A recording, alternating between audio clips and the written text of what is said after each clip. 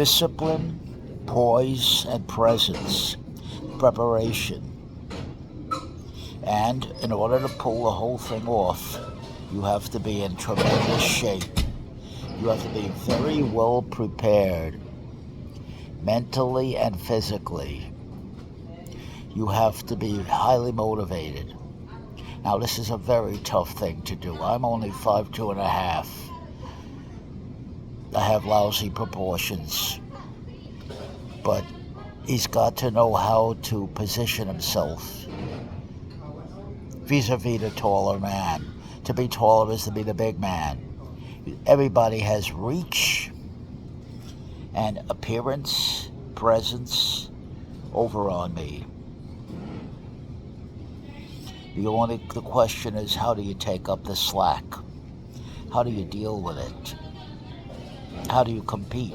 Everything's competition. That's resolved. Everything's competition. And you've got to survive. It's competition and survival.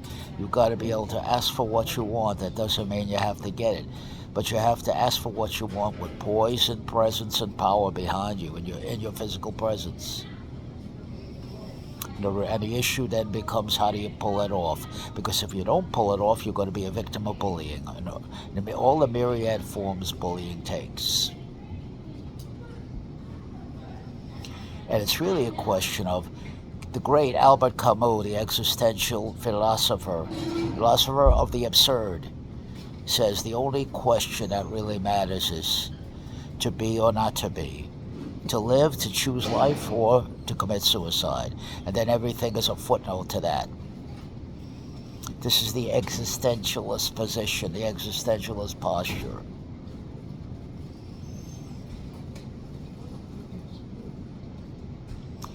The easy thing is to do what I did. I felt bad about myself. I had no presence, I had no power in my body. I had no appearance. I have no neck. The head sits on the shoulders. I have a big old moon face and a big head that's out of proportion to my body. So one could label me all effed up. They could label me that. And it will be an accurate label. Now the question is, a man can't live with that kind of mockery, ridicule, and insult hanging over his shoulders.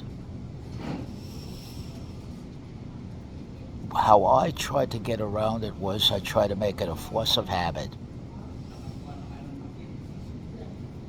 And I did whatever I could do to avoid performance anxiety. I cowered, I genuflected, I ran, I hid. When I saw the bullies coming on one side of the street, I crossed over, walked on the other side. And of course, the minute I did that, that was a red flag, and they came after me. And I was always showing the fist under the table in grade school. They showed me the fist. That fist means I'm going to get you after school. And I hid until everyone was gone. Then I ran home, and I took a circuitous route to get home to my mama. And then, of course, I told my mama everything. Worst thing you could do. Because then my mama badgered me, hollered, yelled, and so on and so forth. I couldn't fight back. I wouldn't fight back. I didn't fight back, and I paid the consequences of doing that. I turned the cheek and became very good at turning the cheek.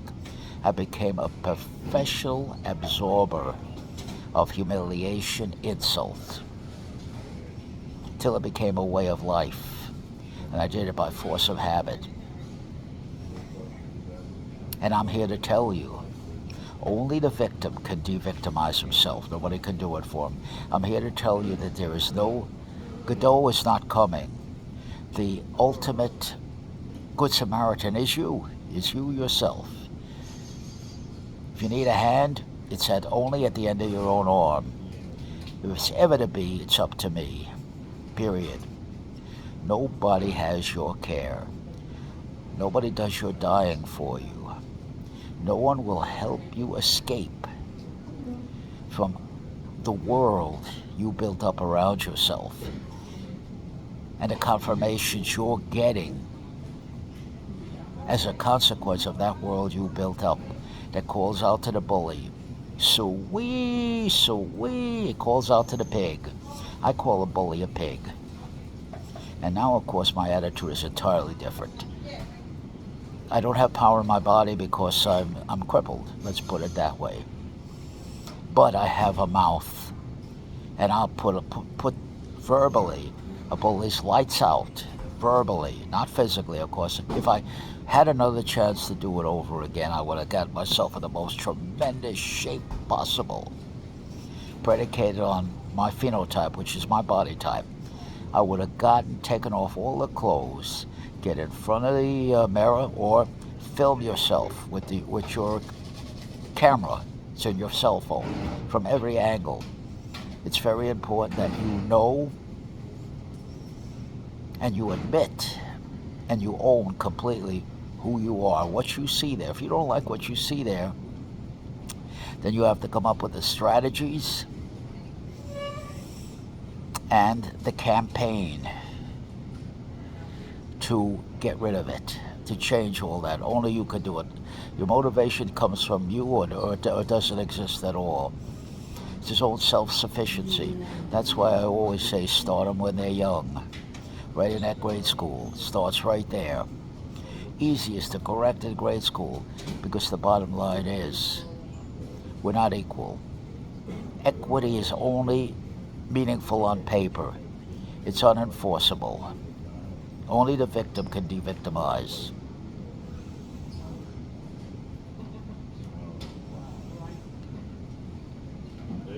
But that only comes as a consequence of knowing yourself, who you really are. And that's why you go into the arena and get beat up, get shattered in that arena, because only your opponent, who's very aggressive and tries to destroy you, can teach you who you are. And you need to know who you are from your opponent's point of view, not from your sycophantic friends, your fair-weather friends. They're worthless. But give me my opponent, give me my worst bully, and I'll find out who in the hell I am. And I have to get rid of all the alibis, all the justifications, all the excuses. Because the bottom line is I was a coward because I did not want to suffer performance anxiety. If you know anything about performance anxiety, it's crippling. And if you genuflect to the bully, then the bully won't hit you. He'll leave you alone. But you're paying a tremendous price. And then it becomes, of course, a way of life. It becomes force of habit. Hear what I'm telling you, because I have all the credibility in the world to say what I'm saying, or I wouldn't say it.